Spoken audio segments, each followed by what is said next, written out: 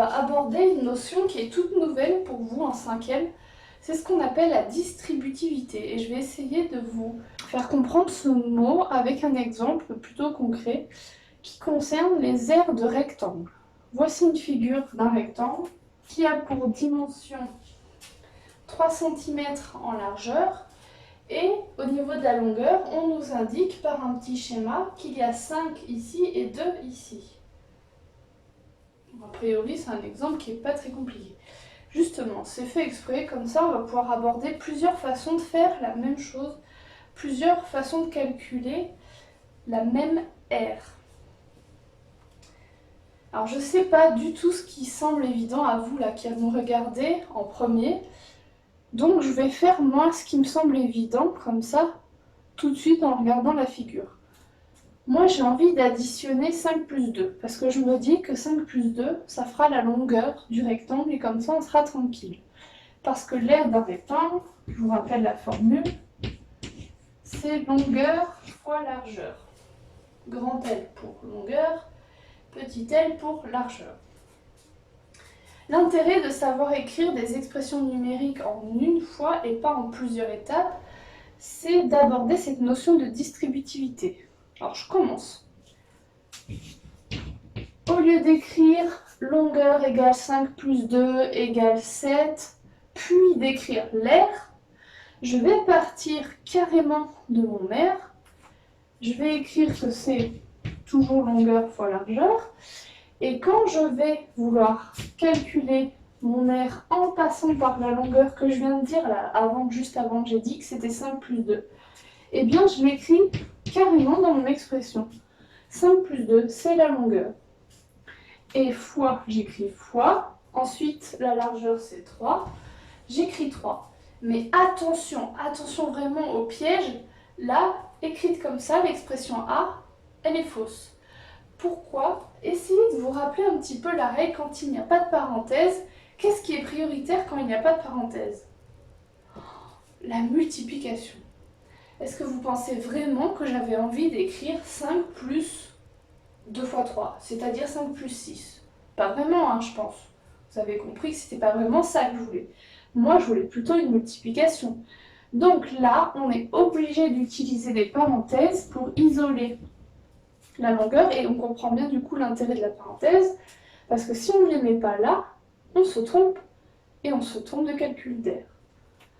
Du coup, une fois que j'ai écrit cette belle expression-là en une fois, et pas en plusieurs étapes, c'est-à-dire d'abord la longueur, puis la largeur, puis l'aire, toujours avec une présentation en colonne, ce qui permet de bien voir ce qui se passe et de bien faire les étapes sans se tromper. Du coup, comme il y a des parenthèses, on fait 5 plus 2, 7, 7 fois 3, et on trouve 21. J'ai pas mis les unités avant, mais c'est sous-entendu en centimètres carrés. Donc ça, c'est pour la première façon de faire. Peut-être qu'elle ne vous convainc pas. Et bien à ce moment-là, moi j'ai une autre proposition à vous faire. Et si on voyait les choses comme ça? Cette figure finalement, c'est comme deux rectangles juxtaposés côte à côte. Donc si on veut calculer l'aire totale, il faut bien faire l'aire du rectangle 1 plus l'aire du rectangle 2. On va essayer de faire comme ça.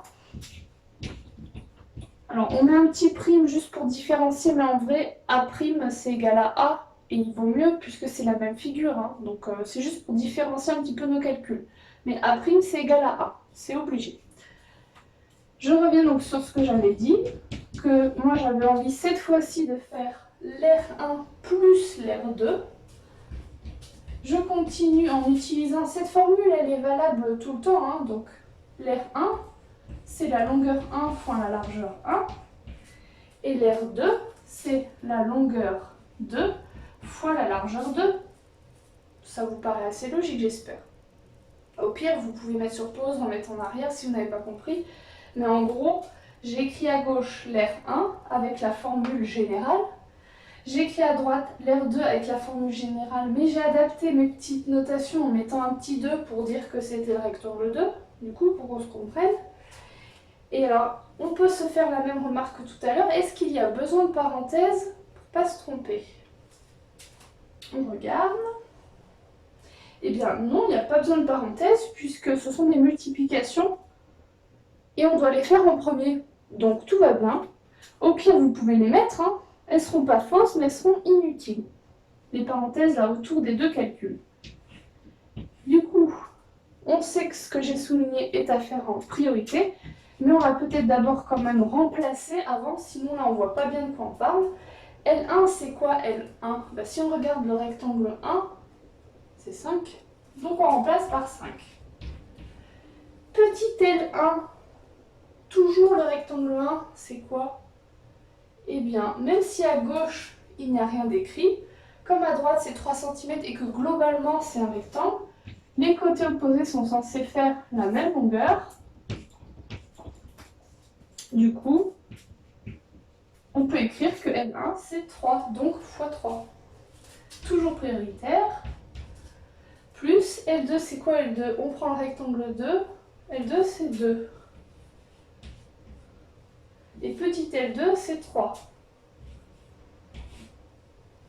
Alors, vous allez me dire, là on vient de marquer que la longueur c'était 2 et la largeur c'était 3. Moi ça me choque pas, c'est qu'une notation. Hein. Et puis en plus c'était bien dans l'alignement, là on a dit que la largeur c'était la largeur commune aux deux. On aurait même pu, vous voyez, faire carrément une notation comme ça. Ne faire dépendre le numéro du rectangle que pour la longueur par exemple, et pas la largeur, puisque de toute façon la largeur c'est la même pour les deux. Donc on aurait pu écrire L1 fois L et L2 fois L. Comme ça il y a moins d'ambiguïté, et là du coup vous n'êtes pas obligé de me dire mais en fait longueur-largeur, là le rapport il est inversé. Là du coup on est bon.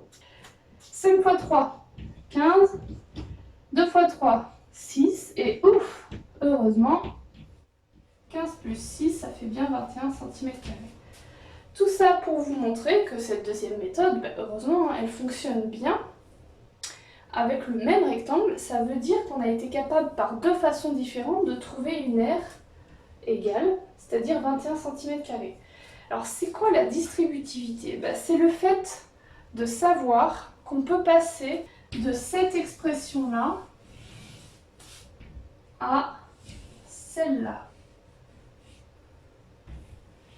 C'est-à-dire, c'est le fait de savoir que quand on a une forme comme ça, on peut l'écrire comme ça, ce sera égal. Et réciproquement, inversement, si on vous donne une forme comme ça, vous serez capable d'écrire cette forme-là. En fait, il y a beaucoup de vocabulaire lié à la distributivité, et je vais vous le donner maintenant, le vocabulaire. Je viens de réécrire l'égalité qui vient de ce que j'ai dit tout à l'heure, c'est-à-dire qu'on a deux méthodes qui sont équivalentes, donc les expressions, vu que c'est la même R, elles sont forcément égales. Donc 5 plus 2 fois 3 écrit comme ça, c'est égal à 5 fois 3 plus 2 fois 3, c'est juste une autre façon de faire. J'espère que vous me suivez toujours. Eh bien, on dit que la forme de gauche, c'est une forme qui est factorisée, et si on veut en donner une forme développée, on écrira celle de droite. Donc à gauche, elle est factorisée, à droite, elle est développée. Et donc attention juste à la consigne que je vais vous donner juste après, mais c'est plus du français et de la logique un petit peu. Si on vous demande de développer une expression, ça veut dire que dans l'énoncé, on vous donne quelle expression? On vous donne celle de gauche ou celle de droite? Eh bien, si vous êtes logique, vous allez me répondre qu'on vous donne la forme factorisée. Eh bien oui. Puisque si vous voulez la développer, il faut bien changer la forme. Donc en gros, si l'énoncé vous demande de développer l'expression, on vous donnera une forme comme ça, et vous, votre travail, ce sera d'écrire cette forme-là. J'expliquerai les flèches après. Par contre, si on vous demande de factoriser l'expression, de donner une forme factorisée, on vous donnera forcément celle de droite, on vous donnera celle qui est développée pour que vous puissiez la factoriser, la regrouper si vous préférez, si c'est un terme qui vous parle plus. Donc, alors comment on fait pour du coup développer? On prend ce qu'on appelle le facteur commun, c'est-à-dire le facteur qui est tout seul, là, qui n'est pas dans la parenthèse. Et on le distribue quelque part, c'est ça la distributivité, Avec les flèches, là visuellement, on voit bien qu'on le distribue sur tout ce qu'il y a dans la parenthèse. C'est-à-dire 3 fois 5, 3 fois 2. C'est ce que j'ai écrit là. Alors là, tout à l'heure, naturellement, j'avais écrit 5 fois 3 et 2 fois 3. Mais franchement, c'est pareil.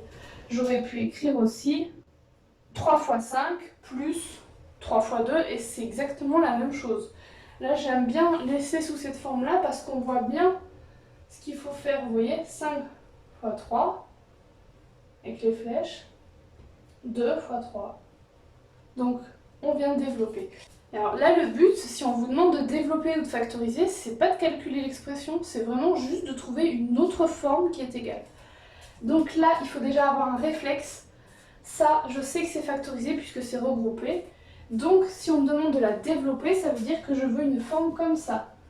Je commence par mettre une flèche sur le facteur commun. Ici, c'est 9, tout à l'heure, c'était 3. Et peu importe s'il est avant ou après la parenthèse, il est tout seul, il n'est pas entre parenthèses, c'est tout ce qui compte. Et je distribue mon 9, je le distribue sur ce qu'il y a dans la parenthèse, c'est-à-dire 9 fois le premier nombre que je rencontre. 9 fois 2. Qu'est-ce que j'écris après? Et là, souvent, vous êtes bloqué, vous ne voyez pas. Alors, il faut revenir à l'exemple. L'exemple, il y avait 5 fois 3, et qu'est-ce qu'il y a là juste après? Il y a un plus. Et pourquoi il y a un plus? Puisque derrière le calcul d'air, il y avait une addition pour la longueur. Et ça se retrouve dans le calcul jusqu'à la fin. Donc du coup, c'est pareil, hein, plus 2, donc on met un plus. Et on revient sur le facteur 9, on distribue 9 vraiment jusqu'au bout. 9 fois 7. On vient de développer l'expression, il n'y a rien d'autre à faire. S'il y a un moins ici, il y aura forcément un moins là. Je fais le sens inverse. Je vous propose cette fois-ci une expression toute développée et la consigne forcément c'est de la factoriser. Dans ce sens-là, c'est un tout petit peu moins évident de savoir quel est le facteur qu'on va mettre comme ça tout seul sans parenthèse. Eh bien, il suffit de repérer le nombre qui se répète. Quel est le nombre qui se répète? C'est 12. Donc ce sera 12 le facteur commun. Donc on peut déjà écrire quelque chose qui ressemble à ça, même si c'est pas fini. Deuxième étape, une fois qu'on a trouvé le facteur commun, on regarde le symbole de l'opération qui sera entre parenthèses. Est-ce que c'est plus ou moins? S'il y a un moins avant, il y aura un moins après. Et après, franchement, c'est simple, vous réécrivez tout ce que vous n'avez pas écrit, c'est-à-dire 3 et 2. 3 moins 2. Vous venez de factoriser l'expression G en faisant cette écriture-là. Je crois que j'ai tout dit.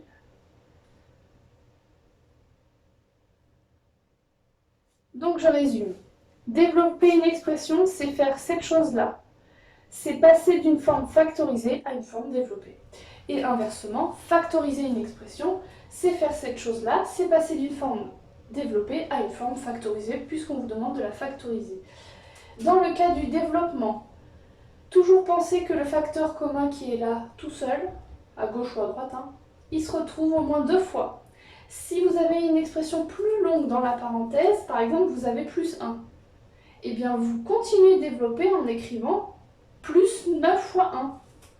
Et ainsi de suite. En fait, cette chose-là, ce développement, cette factorisation, c'est valable pour une infinité de termes à l'intérieur de la parenthèse.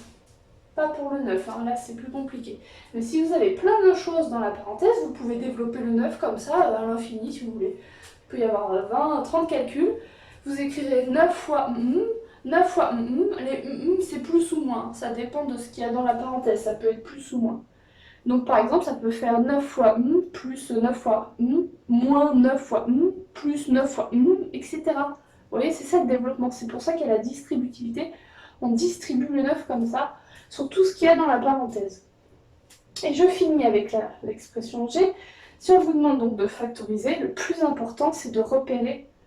On vous demande de factoriser. Factoriser, entendez le verbe factoriser. retenez qu'il faut trouver le facteur commun. Celui qui se répète dans toutes les expressions où il y a des fois ou des divisés. Vous verrez plus tard qu'on peut aussi diviser. Mais bref, le facteur commun, c'est vraiment le nombre qui se répète dans toutes les formes comme ça. Souvent de multiplication en cinquième, en tout cas. Et c'est celui qui se retrouve ici. Un doute pour l'opération dans la parenthèse, c'est le même que celui qui est écrit juste avant. À bientôt!